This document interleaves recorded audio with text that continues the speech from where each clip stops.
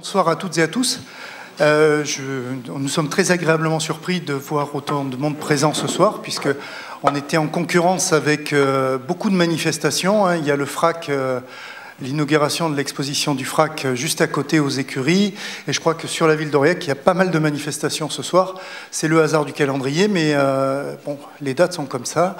En tout cas, merci à vous tous d'être aussi nombreux. Et puis je remercie aussi les 3 équipes lauréates du concours, les 3 équipes qui ont été primées du concours Europan, d'être venues jusqu'à Aurillac pour accepter un peu ce baptême du feu des questions, de la présentation devant la population aurillacoise, qui a eu l'occasion, aux écuries, pendant presque 1 mois et demi, de pouvoir voir votre travail, vos projets, et qui pourront comme ça avoir vos explications directes, parce que c'est vrai que quand on voit les planches et qu'on ne voit pas les personnes, on n'a pas toujours les mêmes explications et chacun imagine certaines choses, et je crois que ce sera très intéressant d'avoir votre point de vue. Donc la soirée va s'organiser ainsi, je dis simplement le petit mot d'accueil, c'est en cours. Ensuite, Christine Lecomte, qui a été notre technicienne ou notre superviseuse, je ne sais pas comment on dit, notre expert pour le concours Europan qui nous a suivis donc à Paris et à Helsinki, puisque c'était un concours européen, un concours européen qui nécessitait à la fois d'aller à Paris puis d'aller aussi à l'étranger. Eh bien, Christine Lecomte expliquera ce qu'est le concours Europan. Ensuite, je dirai quelques mots sur le périmètre et les raisons pour lesquelles nous avions proposé ce périmètre aux équipes, aux 32 équipes, aux 32 équipes qui ont participé au concours. Et puis nous donnerons la parole ensuite, à peu près un quart d'heure à chacune des équipes pour qu'elles présentent leur projet. Et on fera un jeu de questions-réponses. Et en synthèse, je dirai quel est l'avenir du projet et de quelle façon nous allons essayer de travailler dans les mois qui viennent. Voilà, donc sans plus attendre, je donne la parole à Christine pour qu'elle nous explique ce qu'était le concours et ce qu'est le concours Europan. Bonjour à tous. Donc Christine Lecomte, je suis architecte urbaniste et j'ai suivi effectivement la ville d'Aurillac comme experte à la fois pour définir les besoins du site et ensuite pour regarder les projets de manière technique. Alors Europan, qu'est-ce que c'est? Europan, c'est d'abord un programme qui est porté par 2 ministères en France, le ministère de la Cohésion des Territoires et le ministère de la Culture, et qui se définit aussi à l'échelle européenne, puisqu'il y a plusieurs pays, je crois que c'est 11 pays, qui participent à ce concours tous les 2 ans. Quel est le but d'Europan? Depuis 1988, ça fait 30 ans que ça existe, donc il y a une vraie valeur ajoutée. Il y a 2 objectifs. Le premier objectif, c'est stimuler la création dans la ville urbaine, architecturale, paysagère, et à travers un réseau de réflexion un peu large qui permet aux élus, mais aussi aux professionnels, d'échanger, de témoigner et de pratiquer en fait des échanges sur comment est-ce qu'on voit la ville aux différentes époques. Et la deuxième chose, c'est que c'est un concours qui est ouvert aux moins de 40 ans, aux professionnels, pas étudiants, architectes, urbanistes, paysagistes, et puis aussi géographes, sociologues, du moment qu'il y a un architecte dans l'équipe. Et ce concours qui est là pour les moins de 40 ans, il aide aussi à devenir entrepreneur, à s'installer à son compte et pourquoi pas accéder à une première commande opérationnelle. Donc ces 2 objectifs-là sont extrêmement importants. Il y a 2 axes principaux à Europan, principaux. C'est d'accompagner les communes. Donc on vient en fait révéler les sites des communes à travers des enjeux qui parfois dépassent le cadre d'une commune. Alors des enjeux qui peuvent toucher plusieurs villes. Par exemple, vous entendez beaucoup parler, et effectivement Aurillac a pu le voir, soit des problématiques liées à des stationnements, liées à la disparition de commerces en centre-ville, qui sont des choses qu'on retrouve dans d'autres communes. Donc au lieu de réfléchir seul, l'idée de ce concours, c'est de réfléchir à plusieurs et pourquoi pas même en dépassant les frontières. Donc accompagner ces communes, échange, éclairage, témoignage, et puis de donner aux jeunes professionnels vraiment cette possibilité, alors qu'ils se lancent et qu'ils sont en plein dans l'innovation parce qu'ils ont les études derrière qui viennent de renforcer un petit peu cette pratique, d'être dans la recherche, dans l'expérimentation, dans le laboratoire, avec l'ambition que confère un petit peu la pratique quand on est est jeune, mais avec tous les outils en sa possession. Voilà, donc ça c'est un petit peu la ville. Après, il y a eu depuis 30 ans 14 sessions de ce concours qui ont eu différents thèmes. Habiter la ville, quel nouveau paysage pour la ville, qu'est-ce qu'une ville adaptable. Et pour cette session-là, la thématique était ville productive.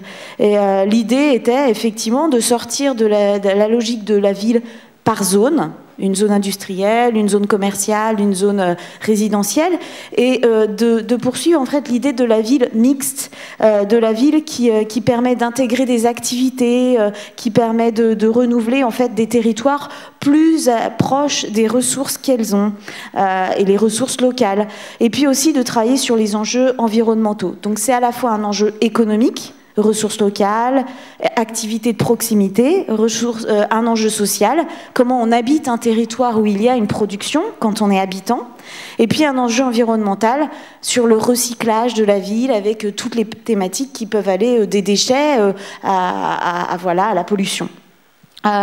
Le concours, il se fait comment? C'est extrêmement sérieux. Il y a des experts, on accompagne vraiment du début à la fin.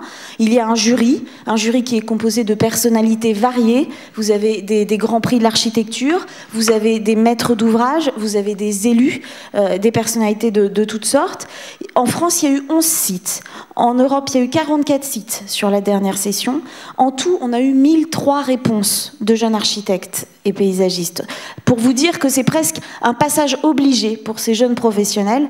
Et Aurillac a énormément plu. La ville, c'est la deuxième ville la plus attirante pour les jeunes professionnels, pour beaucoup de choses, parce qu'il y a énormément de ressources dans cette ville. Et vous avez eu 33 réponses, c'est ce qui est énorme. Donc il a fallu les analyser. Le travail a été fait par Aurillac et puis par nous-mêmes, de manière indépendante. Et ensuite, nous avons croisé nos analyses, puis présenté au jury indépendant, auquel monsieur le maire n'a pas participé. Et ce jury a désigné 3 lauréats et mentionné. Et c'est ce qu'on vous propose ce soir de découvrir à travers ces 3 équipes. Je vous remercie.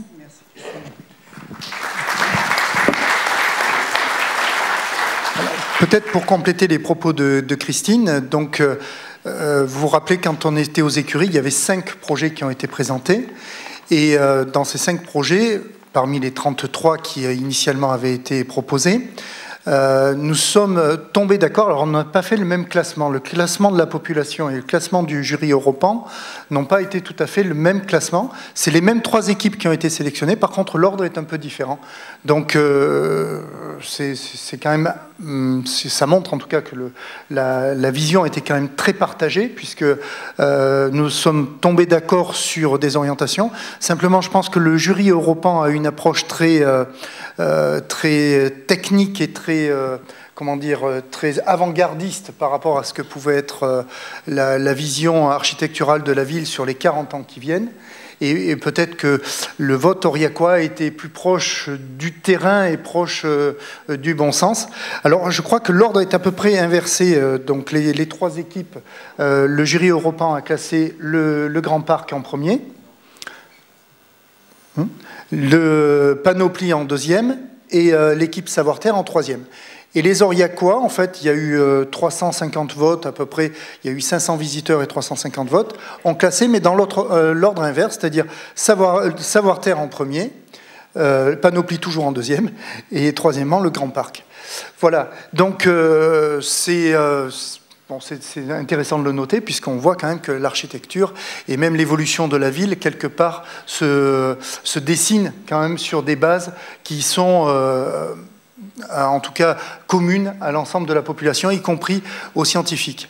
Et quand nous sommes allés à Helsinki et que nous avons rencontré d'autres équipes internationales, on s'est rendu compte aussi que cette vision était très partagée par par d'autres pays européens, particulièrement sur les pays du Nord, où l'intégration écologique devient un élément déterminant pour définir ce qu'est le cadre de vie à l'intérieur d'une ville. Donc sur le troisième élément, c'est la partie que je devais présenter, c'est le périmètre lui-même. Donc bon, pour les Aurillacois, c'est, je pense, assez classique. Hein. Donc on voit la ville avec le périmètre d'Europan. De façon plus précise, on le voit sur ce slide, sur cette photo-là. Hein, donc on avait mis en réflexion l'ensemble du gravier, hein, du Courmontion, la place Gerbert, le Foirail, Engie, la friche qu'on va appeler Engie, puisque d'ici 6 à 8 mois, EDF devrait quitter le site pour aller à Esban, et donc ce terrain va être vide. Voilà, j'ai essayé de retrouver ma petite bébête. Voilà. Et on avait intégré aussi le jardin sous la Visitation pour avoir une continuité le long de la Jordanne, le cours d'Angoulême, hein. Et le choix de ce site, alors à la fois il y avait l'élément déterminant qui était le départ d'EDF sur un espace quand même important, hein, qui doit faire plus de 3 hectares, je pense, la partie Arink, la partie EDF. Donc. Et puis nous avons un ensemble de projets qui sont en cours de réalisation et qui modifient sensiblement aussi cet espace-là, puisque nous avons l'îlot Baldérou qui aujourd'hui fait l'objet d'une rénovation, plus qu'une rénovation, puisque c'est une reconstruction suite à des arrêtés de péril, avec un déplacement de la poste qui était rue du Rieux sur cet espace-là. Nous avons l'îlot des Frères Charmes, je crois qu'il doit y avoir dans l'assistance la société Quartus, qui est le promoteur qui réalise l'îlot des Frères Charmes et qui doit être ici présente. Nous avons la place Gerbert avec bien sûr la partie habitat participatif. J'ai vu qu'il y avait la société Polygone qui était là, mais donc le projet d'habitat participatif sur la place Gerbert. Nous avons aussi en cours déjà parti les vestiges Saint-Géraud, sur lesquels nous sommes actuellement en train de boucler le plan de financement en ayant déjà une équipe de maîtrise d'œuvre qui a fait des projets très concrets. Et bien sûr, l'élément moteur que j'ai cité déjà, qui est la friche Engie. Alors je crois que les gens d'Engie sont là. Cofedi, pardon, je crois qu'ils sont dans la salle. Je sais pas. Eh ben voilà, ils sont en haut. Voilà. Et donc ils sont là. Donc je les remercie d'être présents puisqu'ils sont aussi partenaires de l'opération financièrement. Donc voilà le choix, le périmètre que nous avons livré en pâture aux réflexions des jeunes architectes ou paysagistes, et nous leur avons laissé carte blanche. Alors si on regarde d'un peu plus près l'espace concerné, on voit qu'aujourd'hui le gravier ou le Courmontion est un espace aujourd'hui bien sûr majeur pour ce qui est de la ville, bien sûr. Hein, quand même un très grand parking utilisé et nécessaire pour alimenter le centre ancien. On voit largement l'importance du Pont Rouge, qui fait le lien entre le quartier monastique et le Foirail et la partie EDF. Et on voit l'importance de ce cours d'Angoulême qui est situé juste en face de la vieille ville d'Aurillac, avec la photographie ou la carte postale d'Aurillac, que sont ces vieilles maisons sur le bord de la Jordanne, et qui exige finalement, sur cet espace-là, qu'une réflexion structurante soit menée pour aboutir à un espace urbain reconquis, c'est-à-dire la reconstruction de la ville sur la ville, ce qui est un enjeu essentiel pour l'avenir d'Aurillac. Voilà le site du projet. Je crois que c'est ça, hein, il n'y a rien d'autre. Bon, alors voilà, une photo du gravier. On voit quand même qu'il y a une réflexion à faire pour ce qui est de l'intégration architecturale et urbanistique, hein, parce qu'aujourd'hui, c'est un champ de voitures. Et bien sûr, la partie cours d'Angoulême, avec là aussi, je pense que quand on regarde ça avec des yeux de touristes, on ne peut pas être satisfait de cette vision-là. Ça me semble une évidence, mais c'était intéressant qu'on réfléchisse à un avenir sur cet espace. Encore une fois, c'est un espace essentiel pour l'avenir de notre ville. Donc, ce que je vais proposer, c'est que ce soit l'équipe du Grand Parc qui vienne en premier, qui a eu le premier prix du jury européen et qui a eu le 3e prix, enfin, des Aurillacois. Donc, je vous laisse venir. Donc, pour représenter le Grand Parc, nous avons Simon Galbilard, Héloïse Bouju, Mercé Pagès et des collaborateurs Manon Bouju, Louise Bassini, Manuel Hénin et Clément Berthollet. Alors, ils ne sont pas tous là, hein, mais on a préféré quand même citer tous ceux qui ont participé au projet. Alors, le sous-titre du Grand Parc, c'était « La Jordanne entre dans la ville ». Et donc, ce projet a été lauréat pour ce qui concerne la ville d'Aurillac. Bien. Vous m'entendez? Ça marche? Bonsoir à tous et merci d'être venus aussi nombreux. C'est assez agréable de voir qu'il y a autant de motivation et autant d'élan pour un projet d'une si belle envergure. Donc je vais commencer par représenter d'une certaine manière notre équipe, mais peut-être un peu plus rapidement. Donc on est 3 auteurs, Héloïse Bouju et moi-même, Simon Gabillard, donc en tant que paysagiste, diplômé de l'école de paysage de Versailles. Mercé Pagès, architecte d'État et diplômé de l'école de Gérone en Catalogne. Et une série de consultants qui nous ont appuyés et nous ont permis de développer le projet un peu plus justement en profondeur. Donc 2 analystes économiques, Manon Bouju et Emmanuel Hénin, travaillant respectivement l'une au Trésor public et l'autre à la Direction générale du logement. Clément Berthollet, paysagiste des PLG, assez habile dans l'animation de projet et la concertation avec le public. Et Louise Bassini, architecte d'intérieur. Donc Aurillac, je vais vous représenter, vous connaissez très bien votre ville, mais c'est pour vous donner un peu comment nous on a perçu aussi le site et comment on a amené cette question du Grand Parc avant que Héloïse puisse après vous présenter la structure même du projet. Aurillac, donc positionné au pied du Cantal, la vieille ville s'est vraiment développée plus sur cette rive droite que sur la rive gauche, et encadrée par deux coteaux qui nous ont paru importants, qui marquent un peu justement cette entrée depuis la montagne, que sont le coteau du château Saint-Étienne et celui du couvent de la Visitation. La rive gauche, elle, plus en pente, s'est urbanisée plus tardivement, et entre les deux, on trouve cette Jordan, donc cette montagne de rivière au régime un peu fluctuant, et ces grands espaces de berges qui accueillent les différents espaces du projet, à savoir le gravier, le foirail, les cultures du couvent de la Visitation, puis l'enceinte industrielle d'Engie. Aujourd'hui, Engie s'en va, et c'est toute la question de tout ce périmètre des rives de Jordan face au centre-ville qui est remis en question. Une question de bâtiment, bien sûr, avec Engie, de savoir qu'est-ce qu'on va garder, que va-t-on construire, et sous quelle forme, bien sûr, mais également, et peut-être surtout, une question d'espace public, parce qu'on est sur quasiment 80% de ce périmètre d'études considéré comme espace public. D'autant plus que ce sont des espaces publics bien particuliers. Ce sont traditionnellement des espaces de cours, une sorte de figure classique de la ville à la campagne, en tant qu'espace de relation entre l'intérieur et l'extérieur de la ville. Bien différentes des places du centre-ville médiéval, ce sont ce qu'on appelle, nous, des espaces capables, c'est-à-dire des espaces capables de pouvoir accueillir une flexibilité d'usage, une flexibilité d'équipement, assez différentes. Donc ici à la fois marché aux bestiaux, la jonction donc, entre les productions de la ville et celles de la campagne, mais également promenade urbaine, profitant de l'agrément et du cadre de la rivière. Et au fur et à mesure du XXe siècle, tandis que les champs se sont petit à petit éloignés, laissant place au lotissement et au quartier du Buis, mais également à l'enceinte industrielle d'Engie ou à l'enfrichement des terrasses de la Visitation, ces cours ont été appropriés par une nouvelle grande figure caractéristique de cette ville à la campagne, qui est la voiture. Ce qui, aussi pour nous, en tant que projeteurs et aménageurs de l'espace, peut être quelque chose en soi d'assez positif ou une opportunité, parce que ce tout-voiture a permis de préserver de grandes surfaces d'espace ouvert et des grandes amplitudes de propriétés publiques non bâties, ayant cette profonde qualité de pouvoir accueillir justement la qualité de ces espaces et d'être réversible et assez flexible dans leur utilisation.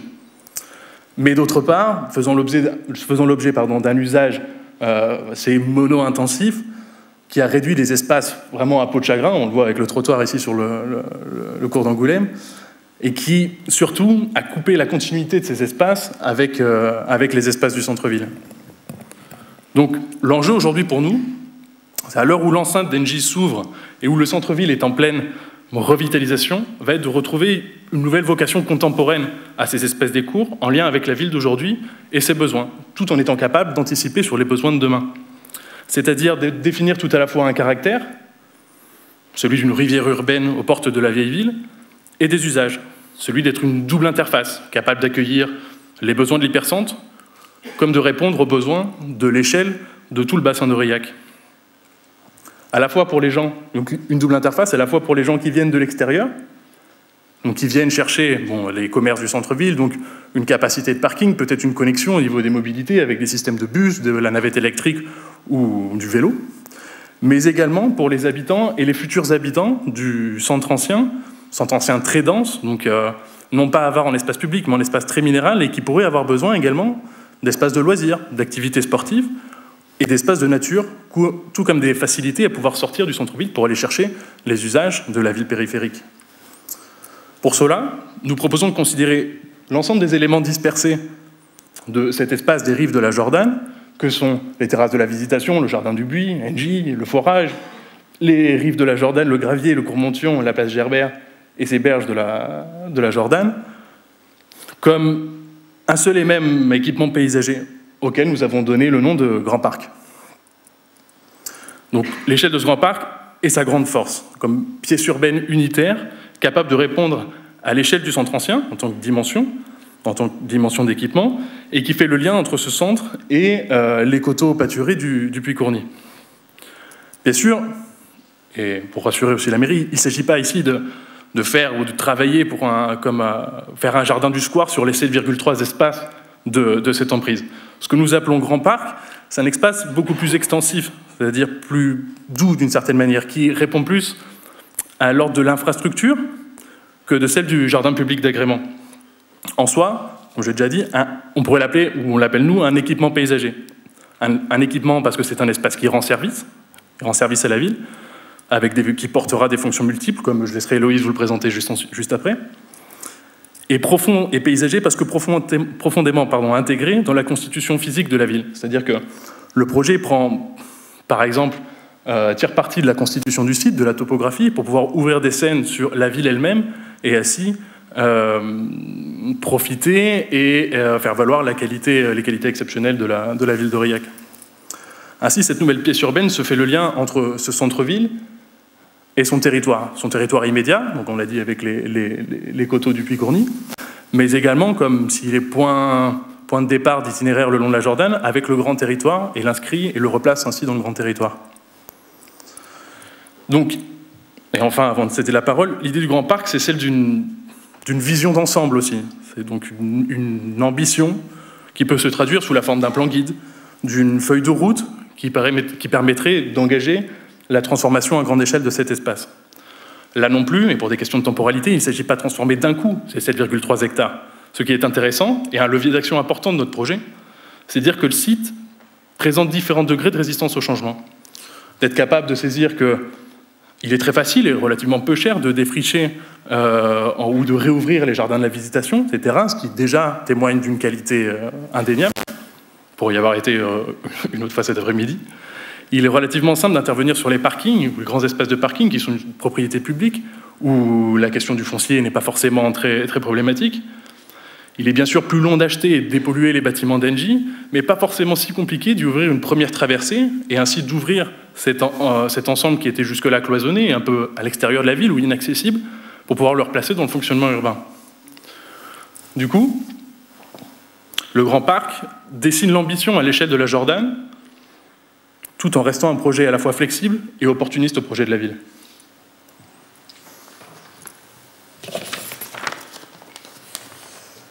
Donc le Grand Parc, Donc le Grand Parc, c'est ce moment où la Jordanne entre en ville. C'est une grande continuité le long des berges qui passe par le Gravier, le cours d'Angoulême et qui se poursuit jusqu'aux berges de la Visitation, qui à terme pourrait même être plus long, parce que depuis les berges de la Visitation, on pourrait très bien connecter, aller jusqu'au parking, etc.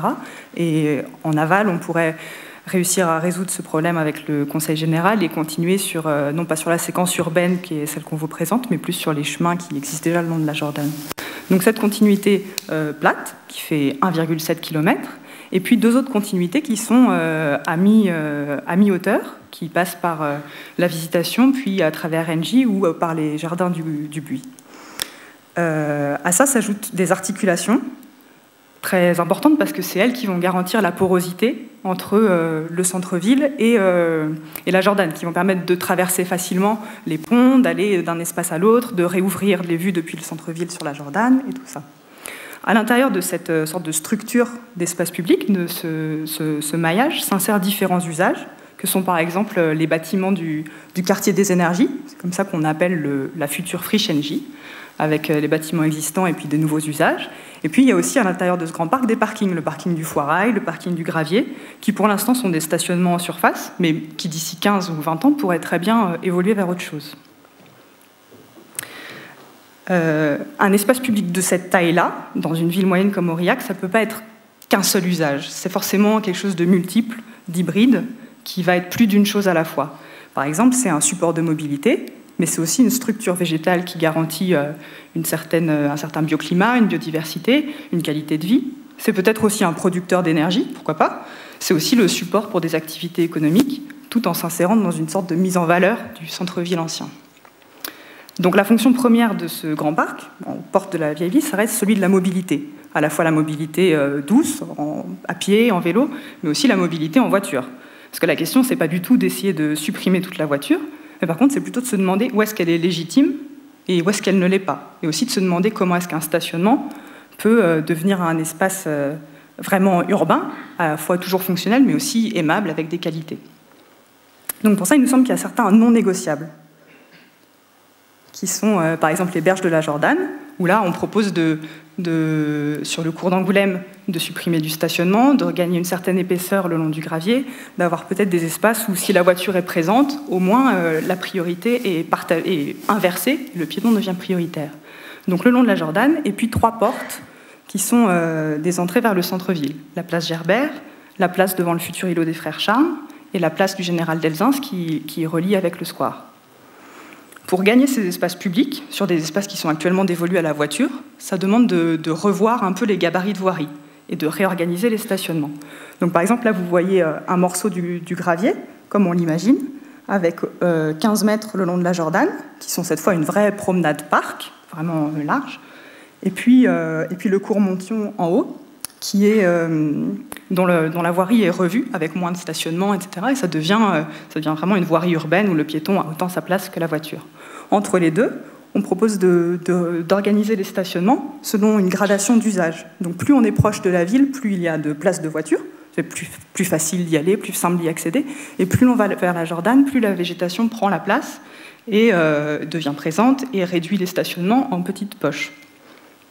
Cette distribution, elle varie. Des fois, il y a des coupures, comme celle qu'on voit au milieu, qui serait, par exemple, une place devant l'îlot des Frères Charles, où là, la voiture est complètement absente. Ça permet aussi de séquencer un peu cet espace immense qui est celui du gravier. Donc, cette nouvelle proposition maintient une flexibilité d'usage, à la fois pour des usages quotidiens de parking, comme des usages exceptionnels du théâtre de rue, avec le village des artisans, des grandes scènes, et peut-être, dans le futur, une évolution. C'est un peu la même démarche qu'on propose sur le Foirail, où là, vous voyez un extrait du plan du Foirail, avec une réorganisation des stationnements en terrasse, qui permet de libérer le long du cours d'Angoulême en bas, qui permet de libérer, donnant sur le cours d'Angoulême, une place, qui est une place, par exemple, où passera la navette électrique, avec juste à côté des stationnements réservés aux personnes âgées, qui devient vraiment un nœud urbain, et puis en haut, les stationnements qui s'organisent en terrasse, qui permettent de récupérer l'eau pluviale et d'alimenter des bassins. On a ainsi une sorte d'armature végétale qui se met en place à l'échelle de tout le parc, qui va permettre une meilleure perméabilité des sols, une qualité de vie, de garder le patrimoine arboré existant, tous les platanes, tous les beaux arbres, et d'y ajouter une strate plus basse avec des arbustes. Voilà. C'est aussi un travail sur le profil des berges qu'on propose. Ici, vous avez un petit zoom sur le cours d'Angoulême, que vous voyez ici. Et ici, on propose peut-être à un moment de couper les murs et d'avoir cette grande étendue de pelouse qui descend jusqu'à la Jordanne et de travailler un peu sur les différents rapports à l'eau possibles. Aussi d'avoir, peut-être qu'en hiver, ça fait des îles, comme ce qu'on voit sur l'image, mais peut-être qu'en été, ça devient des plages de galets et on retrouve une certaine diversité comme ça propre à la rivière de montagne. Ça permet aussi de s'approcher de l'eau sans avoir forcément des barrières tout le temps, parce que en évitant les garde-corps, en ayant sur plusieurs petits niveaux, etc. On a plus de diversité comme ça. On propose également de réouvrir les anciens biefs de la rivière et peut-être d'y placer des mini-hydroliennes. Ça, c'est une partie un peu expérimentale du projet, où on imagine que peut-être les espaces publics peuvent aussi être producteurs d'énergie, que l'énergie ne soit pas toujours derrière les murs d'une centrale inaccessible, mais qu'est-ce qui se passerait si jamais c'était peut-être plusieurs petites sources qui seraient intégrées à l'espace public et qui lui donneraient sa qualité. Donc il y a les hydroliennes et il y a aussi des panneaux solaires qui font comme une verrière entre les 2 premières lignes de bâtiments de la Frischengie. Ça devient un peu le cœur de ce nouveau quartier qui est celui des quartiers des énergies,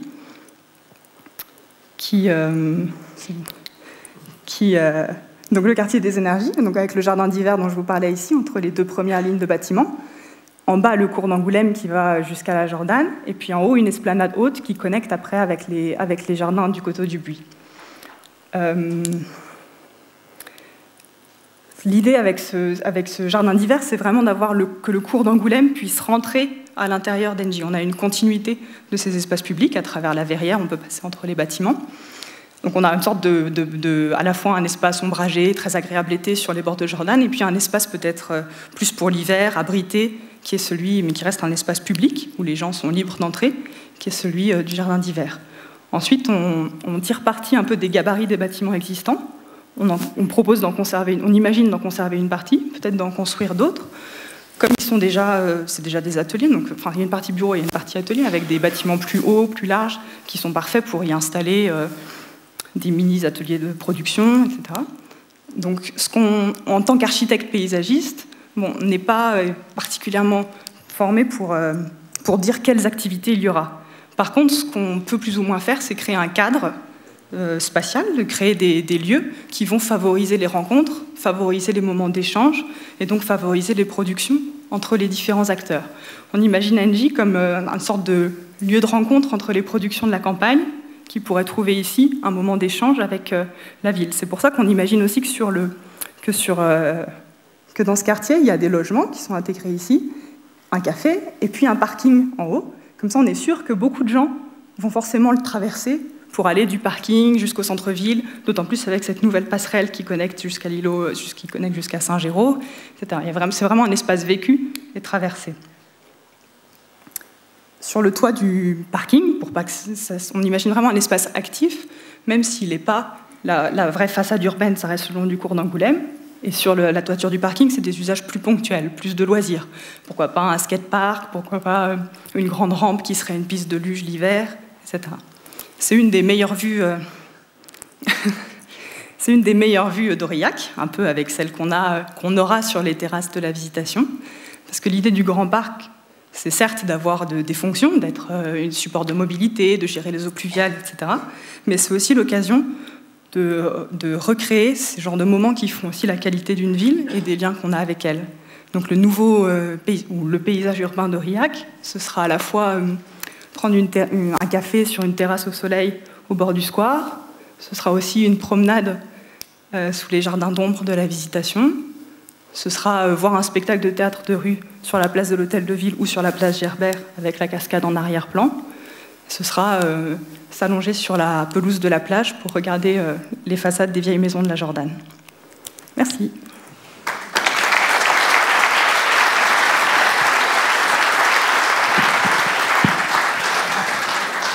Bien, merci pour cette belle présentation. C'est vrai que l'intégration paysagère, c'était un des points très forts de votre projet. On y a tous été très sensibles. Et en tout cas, ça met bien en valeur les différentes fonctions et usages du quartier. Donc, dans les contraintes ou les prérequis qu'on avait donnés aux équipes, c'était de respecter un certain nombre de places de stationnement. Vous y avez répondu. Une mixité d'usages économiques, habitat et espace public. Vous y avez répondu. Et d'intégrer les évolutions importantes du quartier dans les projets déjà en cours, notamment le lien avec la mise en valeur des vestiges Saint-Géraud, l'îlot des Frères Charmes et les espaces, que ce soit l'îlot Gerbert et l'espace Baldérou, de façon à ce que le lien substantiel entre la Jordanne et le cœur de ville soit bien maintenu et soit un espace invitant à la découverte du centre-ville plutôt qu'un espace de repli sur des usages, comme vous l'avez fort justement dit, sur la friche Engie, qui était plutôt repliée sur elle-même et qui n'étaient pas des espaces d'échange ou de rencontre. Donc voilà, je pense que tout le monde a été satisfait. La critique qui avait été faite par lors du jury, de mémoire du jury scientifique, c'était de dire vous mettez les parkings en haut, c'est le meilleur endroit.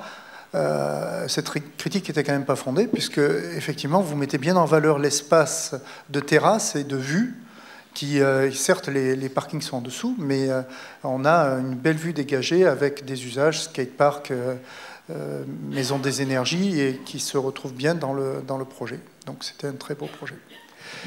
J'appelle la deuxième équipe, donc l'équipe Panoplie. C'est le projet mentionné par le jury d'experts. Parmi cette équipe, donc, j'appelle Maxime Lefranc, Bertrand Robuchon, Vivian Gimnez et Pierre-Paul Cursol. Et ils sont tous les 4 présents.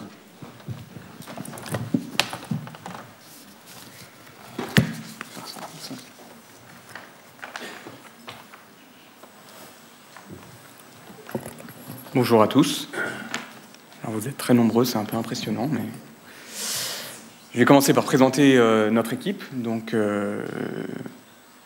Vivien Jiménez, qui est ici présent devant l'ordinateur, architecte à Béziers avec son agence. Bertrand Robuchon, architecte en agence parisienne à Paris. Et Pierre-Paul Cursol et moi-même, Maxime Lefranc, associé architecte dans une agence d'architecture à Paris. Alors, de la même manière que l'équipe du Grand Parc, on va représenter un petit peu ce qui nous a conduit à sélectionner ce site d'Aurillac et ce qui nous a en fait tout de suite marqué dans les caractéristiques de ce site, c'est que c'est un site en plein cœur de ville, dans une ville dense, constituée, patrimoniale, avec les questions que ça pose. Les questions, elles ont été de 3 ordres. Le premier ordre, ça a été une question par rapport à l'attractivité, c'est-à-dire comment une ville de cette envergure arrive à maintenir une attractivité de son centre-ville vis-à-vis de la concurrence qu'on peut trouver en périphérie. La deuxième question, ça a été plutôt une question qui était liée à l'identité. Le site de projet, il est grand, il est en cœur de ville. Quelle attitude on peut adopter pour un projet urbain dans un centre historique et patrimonial comme celui-ci?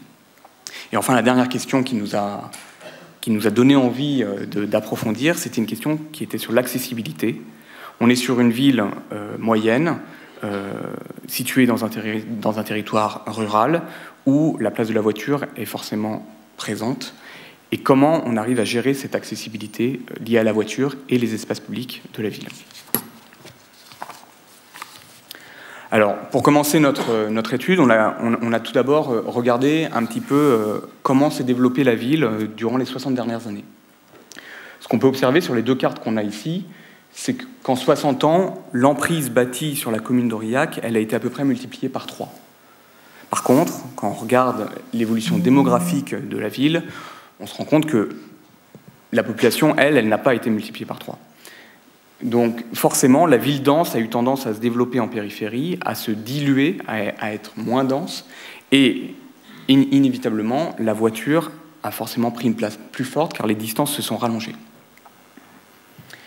Donc de la même manière que le montrait l'équipe précédente, les espaces publics et productifs qu'on avait auparavant se sont progressivement transformés en places de parking, que ce soit là-haut sur le gravier ou en bas sur la Frischengie et à côté sur le Foirail. Ces espaces qui étaient donc productifs et actifs, ils ont eu tendance forcément avec le parking à devenir monofonctionnels et d'une certaine manière à dévaloriser ou du moins à déqualifier ces mêmes espaces.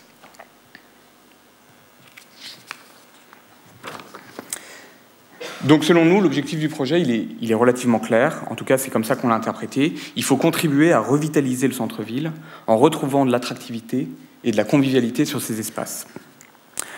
Pour cela, il nous semble important de s'appuyer sur ce qui est déjà là, sur le cadre bâti, historique, patrimonial, sur le fait qu'on a des vues dégagées sur les coteaux, sur ces grands espaces disponibles, un vrai cadre de qualité, et puis aussi, et surtout, qu'on est sur un centre-ville qui est facilement accessible, qui dispose d'un parc de stationnement conséquent et qu'il est important de conserver justement ce parc de stationnement conséquent parce que c'est aussi lui qui permet à la ville de vivre. C'est paradoxal, les voitures prennent de la place sur l'espace public, mais aussi les voitures permettent d'animer les espaces publics voisins.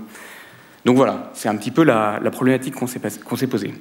Et finalement, notre première intuition, ça a été que sur ces 2 sites, il y avait un réel potentiel pour accueillir de nouveaux usages qui soient multiples, variés au gré des saisons, au gré des années. Alors, pour ça, notre stratégie, ça a été de proposer 2 actions structurées autour de la Jordane. Des actions qui offrent une panoplie, donc c'est pour ça que c'est notre titre de projet, une panoplie d'outils de vitalisation pour le centre-ville. La première action, c'est de transformer l'ancien site fermé d'Engie en nouveau quartier productif ouvert sur la ville. Et la deuxième action, c'est de contribuer à retrouver l'espace public historique du Gravier en maintenant l'offre de stationnement. Ces deux actions, elles peuvent être indépendantes comme complémentaires. Elles sont adaptables dans leur calendrier et elles s'inscrivent aussi au sein d'opérations qui sont déjà mises en place à proximité et qui sortent de l'emprise du site Europan, mais qui contribuent aussi à revaloriser l'ensemble du centre-ville. L'îlot des Frères Charmes, l'aménagement des vestiges de l'abbatiale à Saint-Géraud en parcours touristique.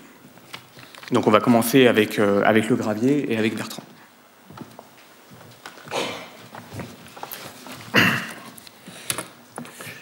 Donc, comme l'a expliqué Maxime, l'intention première qui va être portée sur le Gravier, ça va être de retrouver cet espace historique, cet espace public. Aujourd'hui, le parking du Gravier, l'espace du Gravier, comme on peut voir sur cette photo, est majoritairement occupé par le stationnement automobile. Alors, on sait que dans les années à venir, le mode de déplacement des Aurillacois va rester majoritairement le déplacement avec des voitures et donc le déplacement individuel. Donc on sait que cette donnée d'entrée, on ne pourra pas la changer, on doit travailler avec. L'idée, ça va être de conserver cette offre de stationnement. Donc comment on peut conserver cette offre de stationnement et retrouver un espace libre pour les usages de tous les Aurillacois? On peut voir que ce parking, aujourd'hui, il est connecté par le boulevard urbain encadrant le centre-ville, un réseau, un chapelet de parking déjà existant. Cette position, elle est favorable et c'est une position qu'on voit, donc le Gravier en rouge, qu'on veut conserver. Donc comment retrouver cet espace public historique? Eh bien, donc si on peut passer à la slide suivante. Voici nos 9000 m² dédiés entièrement à la voiture aujourd'hui. Et donc notre parti pris est de dire on superpose tous ces stationnements, un geste un petit peu radical, mais qui nous permet de maintenir cette offre de stationnement tout en libérant les 2/3 de cet espace à l'usage piéton, aux activités des Aurillacois. Cet équipement, ce parking silo, qui est un peu peut-être dur dans sa sémantique, le parking silo, on a voulu que ce soit un bâtiment urbain, qui rend un service urbain. C'est on va dire un mal nécessaire, mais on considère qu'il peut devenir un bien partagé par tous. Donc comment le rendre urbain? C'est d'abord le positionner dans son tissu urbain. C'est d'abord un bâtiment qui va dialoguer avec l'hôtel départemental qui est aujourd'hui isolé, seul. Et donc ce bâtiment va permettre de refabriquer une façade, un vis-à-vis. Donc on va qualifier l'entrée du Gravier, on va qualifier cet espace et on va mettre en place une sorte de porte sur l'entrée de la ville, du centre-ville. Et ensuite, le deuxième dispositif urbain, c'est de faire en sorte que cet îlot soit aligné avec la rue des Frères Charmes. Si tu peux juste revenir sur la slide d'avant, de se dire que l'alignement de la limite de ce bâtiment, c'est la rue des Frères Charmes. Et donc, on insère ce bâtiment dans un tissu plus global et plus cohérent. Enfin, la deuxième chose, c'est de se dire ce bâtiment n'est pas un parking, on ne doit pas le lire en tant que parking. C'est un bâtiment qui offre un service urbain, qui s'adapte à son environnement. Ça veut dire quoi? Ça veut dire l'augmenter. Ce qu'on a appelé le parking augmenté, c'est offrir à sa périphérie des usages qui dialoguent avec l'environnement immédiat. Et donc, par exemple, sur la façade nord qui donne sur l'espace public, c'est permettre un dispositif d'espace scénique pour favoriser le festival d'Aurillac ou tout autre événement artistique. Sur la façade côté Jordan, c'est permettre d'amener la nature dans cette façade, prolonger l'espace public dans cette façade, des jardins suspendus, des espaces publics avec de la nature, des espaces verts. Et puis sur les deux autres façades, c'est dialoguer avec la ville de l'autre côté. Donc c'est proposer des activités, des bureaux qui pourraient être des logements ou voilà, d'une activité dédiée qui parle davantage à la ville.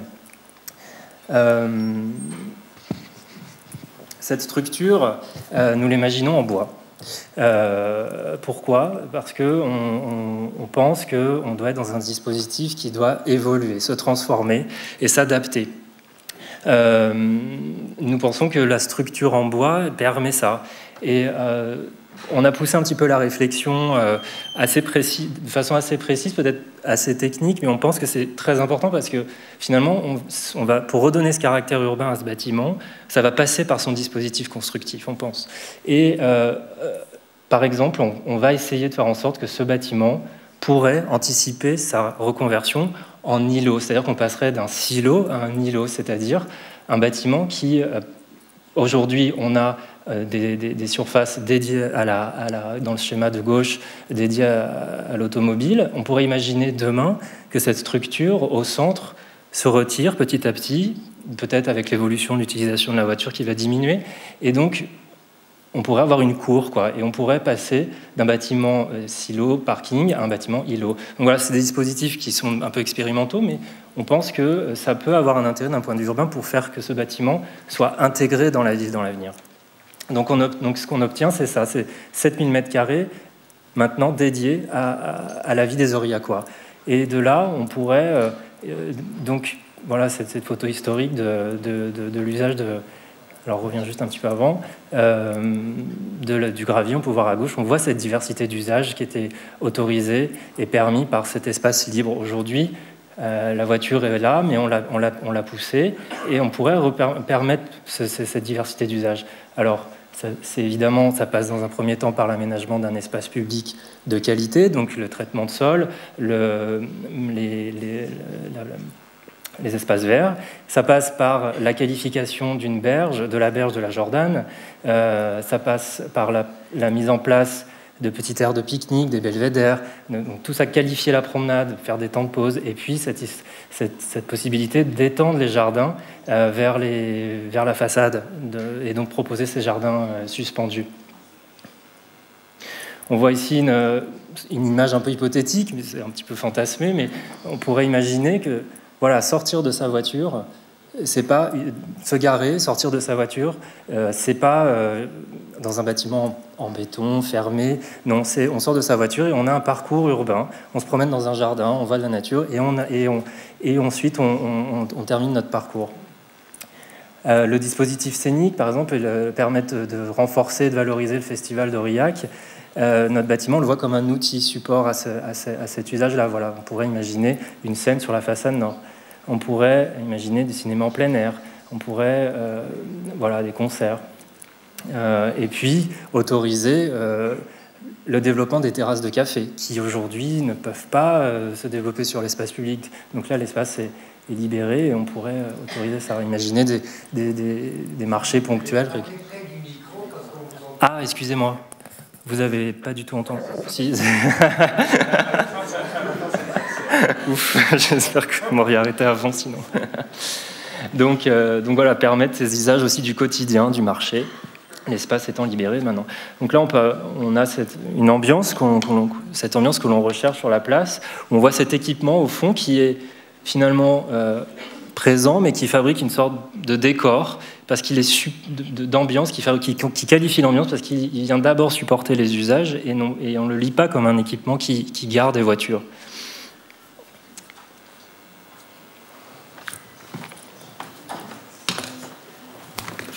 Et finalement, la deuxième action de cette stratégie, qui est de se réapproprier donc, la friche Engie dans une vision de développement et de redynamisation du centre-ville. Alors, on pense que ça doit passer plus que par un projet fini et ficelé, par une proposition de processus ou de démarche qu'il est important de mettre en place. Et nous pensons que la redynamisation d'un centre-ville ou le développement d'une ville productive, elle ne peut pas se faire sans les acteurs de cette ville, sans vous, sans les habitants, sans les élus, sans les techniciens, sans les commerçants, les artisans ou encore les entrepreneurs.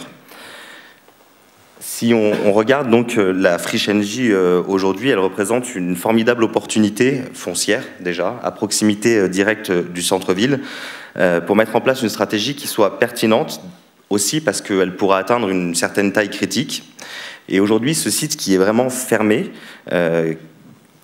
fermé avant tout aux Aurillacois, a besoin d'être réouvert et d'être réapproprié par tous. Alors, ces caractéristiques, aujourd'hui, c'est une situation géographique assez exceptionnelle et qui est un atout. Déjà, un site qui est en vis-à-vis de la ville historique, qui est organisé en plateaux, un plateau bas, un plateau intermédiaire et un plateau haut, dont il faut savoir tirer parti dans la manière dont il sera aménagé dans le futur. Face à ce front bâti dont on a déjà parlé ce soir, cette carte postale d'Aurillac, ces vieilles maisons en front de Jordan. Et puis surtout à une articulation qu'on trouve très intéressante, et je pense dont le Grand Parc a déjà beaucoup parlé, cette articulation entre une rive très minérale, la ville ancienne, assez dense, et puis cette rive gauche qui donne tout de suite une ouverture et un accès sur le grand paysage, le territoire et finalement la ruralité d'Aurillac. Et ce site, il permet de faire cette jonction entre ces deux types d'espace et de géographie. Alors finalement, il y a aussi ce patrimoine bâti qui est présent sur la friche NJ et qu'il est important, d'après nous, de conserver pour deux raisons. D'abord parce qu'il a certaines qualités architecturales, mais aussi parce qu'il permet finalement de réouvrir et de se réapproprier ce site très rapidement, sans attendre qu'il y ait finalement des projets et des constructions qui arrivent. Ça pourrait donc passer par réouvrir ce site, installer des premiers programmes par exemple comme la OP Cantal, mais aussi installer des lieux de concertation, un forum, une agora, des lieux où le projet, où la ville finalement est en transition et est débattue. Et puis, une fois que cette démarche et que cette stratégie, elle commence à émerger, une fois qu'il y a des acteurs qui sont identifiés et puis qui se sont portés preneurs, on peut commencer à les accueillir. On pense pour ça que la ville productive, elle doit être vue. C'est-à-dire qu'on ne peut pas cacher la production, il faut qu'il y ait un échange permanent entre les lieux de production, entre les lieux de consommation, entre les gens qui font et entre les gens qui achètent. Et donc, on imagine que pourraient être mis en place des grands socles, finalement, d'activités qui puissent accueillir différents types d'activités en fonction des preneurs et des stratégies. Donc, par exemple, des ateliers, de l'artisanat. On pourrait retrouver un restaurant, par exemple, un petit peu plus éphémère, qui marcherait avec un potager expérimental. On pourrait aussi retrouver, pourquoi pas, une agroferme, etc. Donc ces ateliers, ce sont des espaces capables aussi, qui offrent une certaine générosité, une certaine hauteur qu'on peut rediviser, dans lesquels on peut retrouver tout type finalement d'activités, et c'est quelque chose que finalement la ville ancienne ne permet pas forcément, puisqu'elle est déjà très constituée. Et puis, non, tu peux revenir juste avant. On imagine que c'est aussi un espace de partage de savoir-faire, du savoir-faire d'Aurillac et de son territoire, et que donc c'est des lieux où on pourrait retrouver de la formation, etc. Et enfin, la troisième étape, finalement, de ce processus serait de pouvoir développer ce quartier mixte qui accueillerait diverses activités, divers usages, et donc une panoplie d'habitants aussi, finalement, avec leur savoir-faire et avec leur manière de vivre et d'habiter. Et donc, on a imaginé pour ça que cette structure, elle devrait être dimensionnée de manière à pouvoir accueillir tout type d'usage. Donc, un atelier qui est arrivé en phase 2, j'ai envie de dire, peut s'étendre parce que l'artisan qui est à l'intérieur a besoin de plus d'espace, ou alors peut devenir aussi un logement par-dessus parce qu'il aimerait bien vivre à proximité de son lieu de travail. Donc c'est vraiment l'idée d'avoir un quartier qui soit évolutif et adaptable dans le temps et en fonction des besoins de la ville productive. Donc finalement, le futur de la friche NJ, c'est habiter, travailler, vivre le quartier, y retrouver des loisirs, y retrouver des espaces qui soient faits pour tout type de population, d'usagers, et qui fonctionnent à toute heure de la journée aussi, et pas seulement des heures de bureau ou des heures quand on rentre chez soi le soir, et tous les types de populations peuvent se croiser. Donc finalement, pour nous, ces deux actions qui sont à la fois distinctes et à la fois très complémentaires, elles permettent d'ancrer le futur d'Aurillac dans son territoire, dans ces savoir-faire. Et donc c'est travailler avant tout avec les acteurs du territoire, c'est mettre en œuvre des programmes qui soient réalistes, en collaboration avec les forces en présence. Ça peut passer par exemple par les entreprises de la filière bois de la région qui sont importantes et qui ont une vraie force dans le développement de tels projets. Ça peut passer par les commerçants, les restaurateurs ou simplement les futurs usagers et les habitants. Merci beaucoup.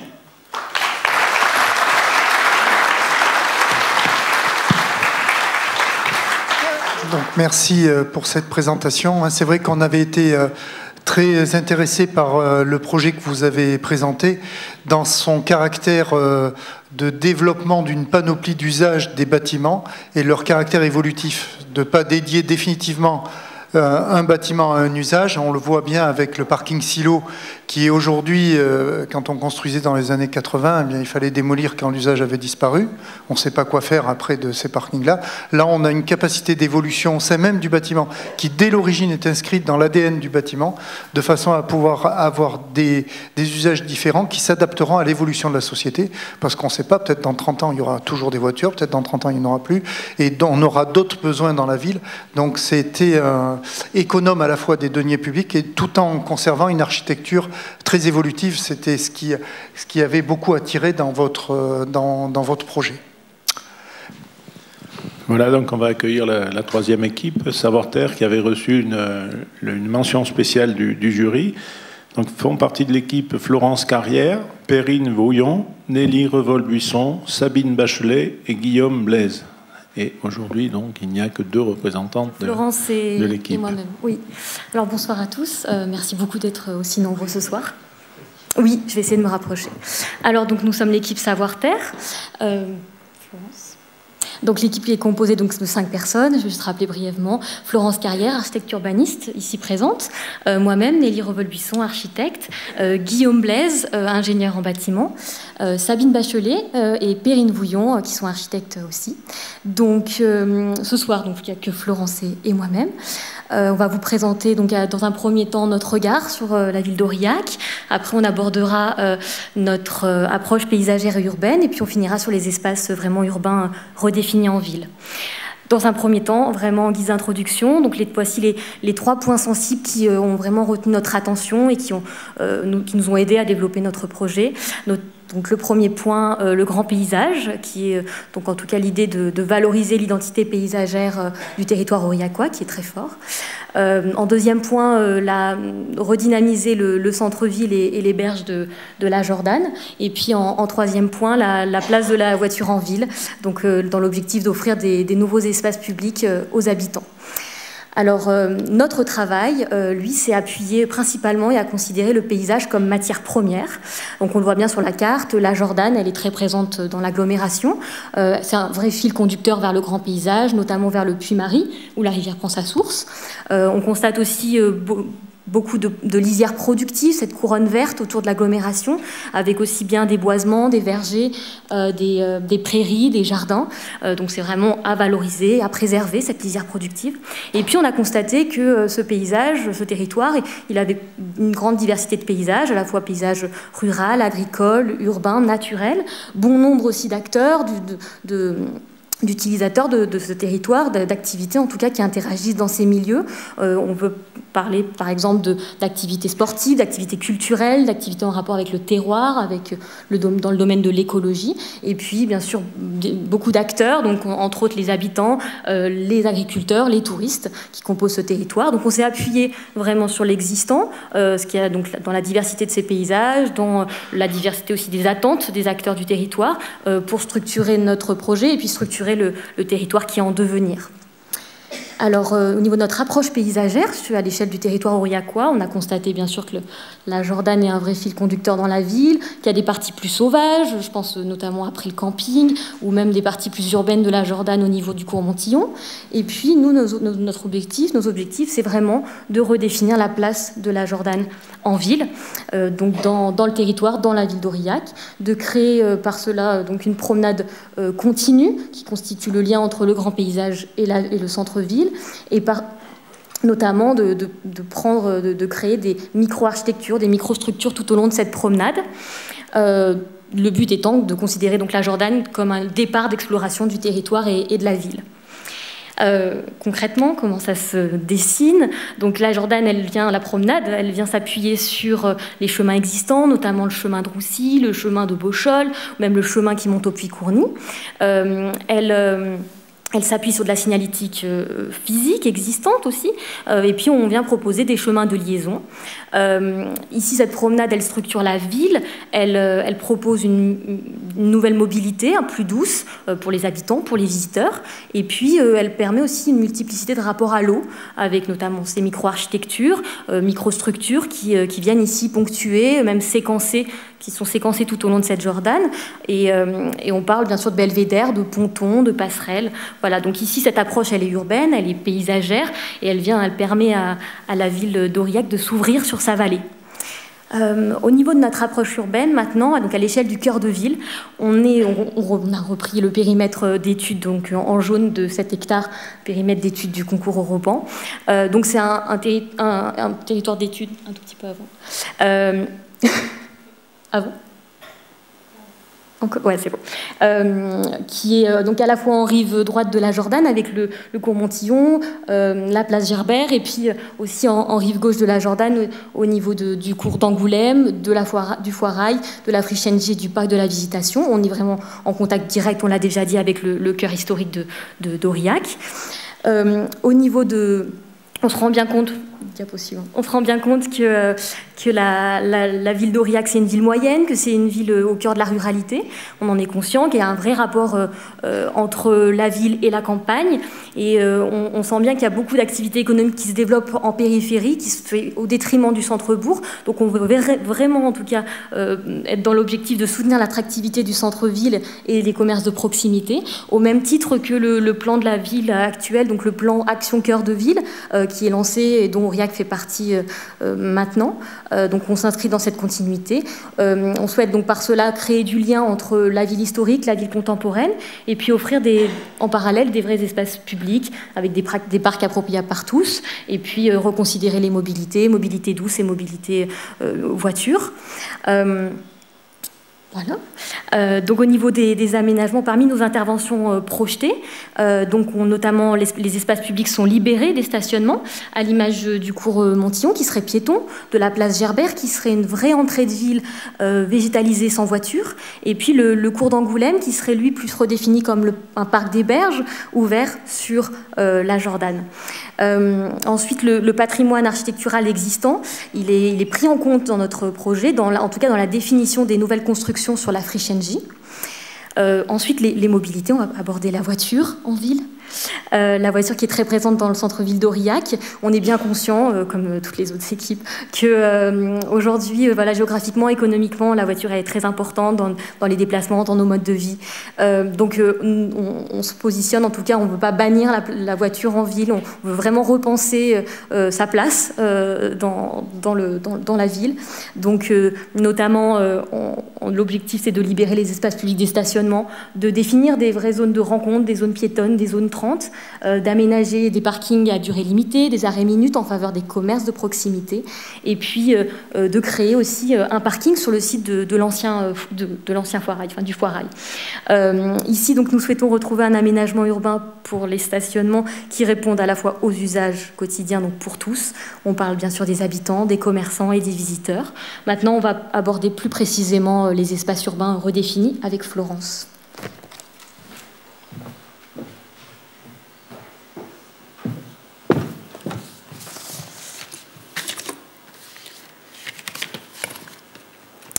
Donc nous allons maintenant nous concentrer plus précisément sur les espaces urbains, à savoir donc le cours Montillon, le cours d'Angoulême, le Foirail et la Friche NJ.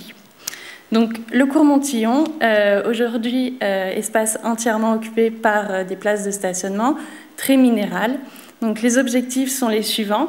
Donc conserver une offre de stationnement pour les commerces de proximité, réoffrir des espaces publics aux piétons et également pour pouvoir aménager donc, des événements temporaires, créer un aménagement paysager et donc retrouver également une nature des sols plus perméable, un espace moins minéral. Donc notre projet se divise en 3 séquences. donc de la place du Conseil général à la place de l'îlot Gerbert. Donc, ces 3 séquences, c'est la prairie urbaine, la place du kiosque des Frères Charmes et l'espace Montillon. Donc, sur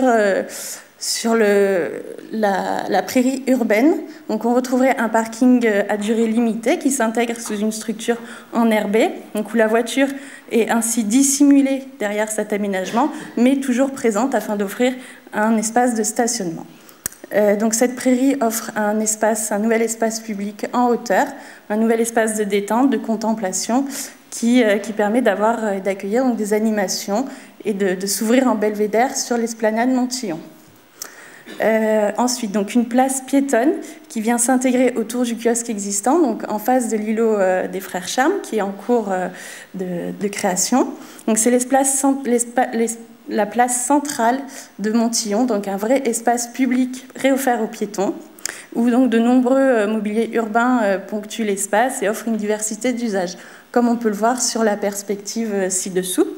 Donc ce serait un espace plus végétalisé et réoffert aux piétons. Et donc pour terminer, l'esplanade Montillon, qui elle deviendrait un espace appropriable lors d'événements occasionnels. Le cours d'Angoulême. Donc aujourd'hui, le cours d'Angoulême, c'est un lieu de stationnement et de circulation. Donc cet espace est accompagné d'une forte structure arborée, des platanes qui sont à conserver et à mettre en valeur. Donc libéré des stationnements, le cours viendrait offrir à cet espace le nouveau parc des berges de la Jordanne, tout en venant donc s'accrocher aux nouvelles dynamiques urbaines en cours de projet autour du site, à savoir l'îlot Gerbert et la place du Buis.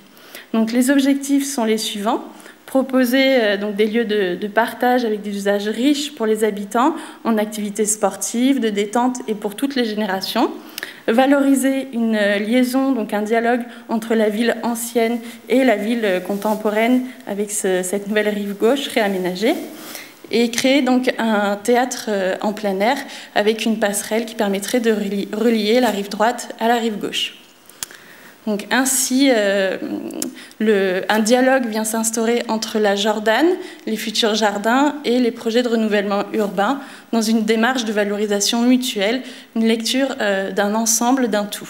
Donc la stratégie consiste à relier donc la ville ancienne à une nouvelle partie de la ville par le contact de l'eau, réoffrir l'accès à la Jordanne aux habitants, donc qui pourrait se matérialiser par une passerelle piétonne qui offrirait une traversée de la Jordanne vers la rive gauche et donc créer un lien entre la ville historique et les jardins de Saint-Géraud et avec les nouveaux aménagements projetés vers la friche NJ. Un théâtre de verdure viendrait donc à la suite de cette promenade piétonne qui donc permettrait de connecter le niveau bas au niveau haut des berges et donc ce serait un lieu de mise en scène, de rencontre, de rassemblement ou encore même un espace de contemplation face à cette façade urbaine historique. Donc les jardins, quant à eux, en partie haute, sont conçus comme un ensemble avec donc des activités culturelles, des jeux pour enfants, des lieux de partage, d'échange, des activités sportives, donc qui pourraient être aménagés le long d'un parcours sensoriel végétal qui accompagnerait donc cette composition paysagère des jardins. Ainsi, les platanes existants, qui fonctionnent comme une canopée végétale, viendraient donc accueillir ce jardin qui viendrait se glisser dessous.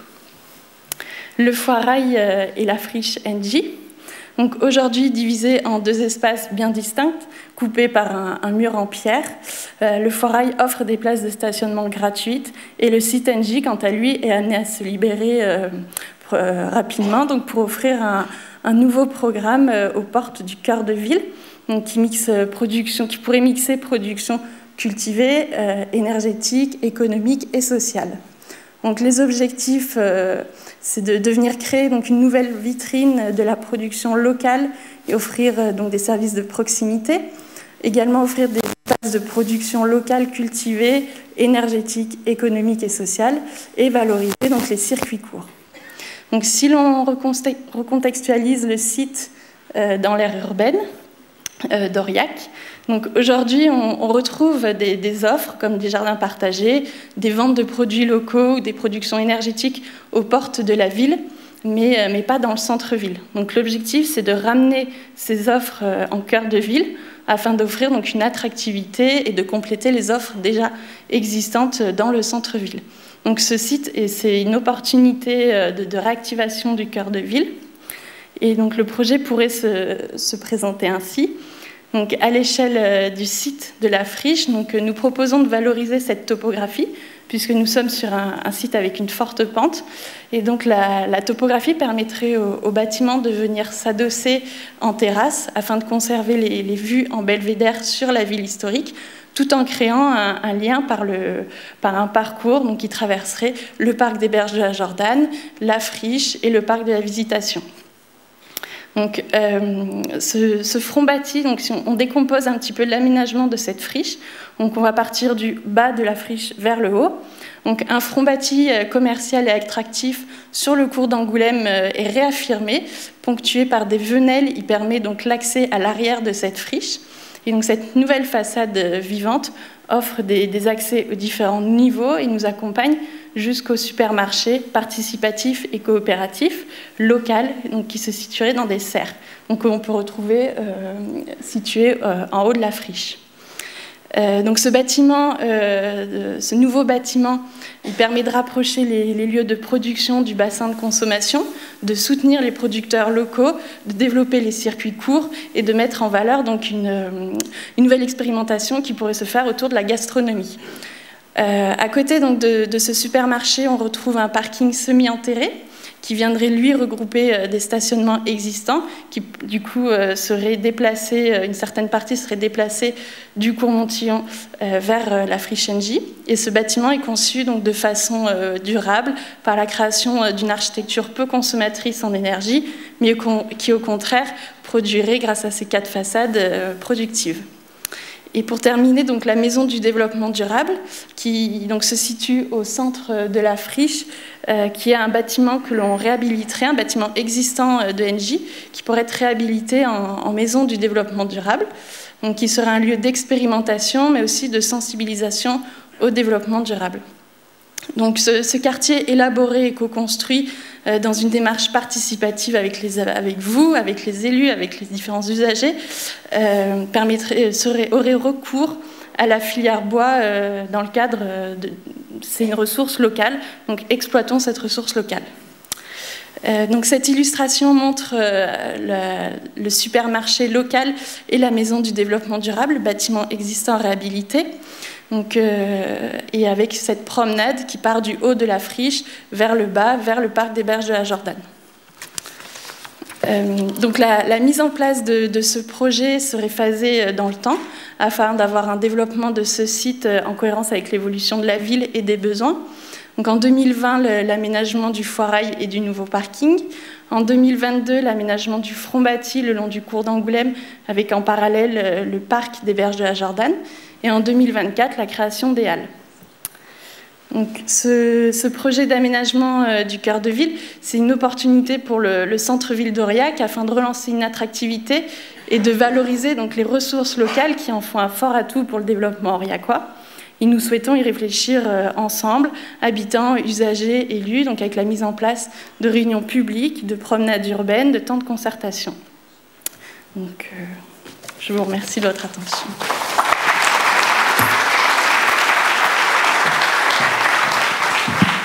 On a le 3e projet qui nous avait aussi séduit par sa fonctionnalité, sa lisibilité. Hein. On voit bien les usages, les développements des différents projets qui peuvent être portés, notamment sur le cours d'Angoulême, et la perspective qui pourrait se créer avec cette plage ou cet amphithéâtre, je ne sais pas trop comment il faut l'appeler, en tout cas cet escalier se dégrader vers les berges, qui semble aussi pouvoir en tout cas qui fait partie des projets réalisables.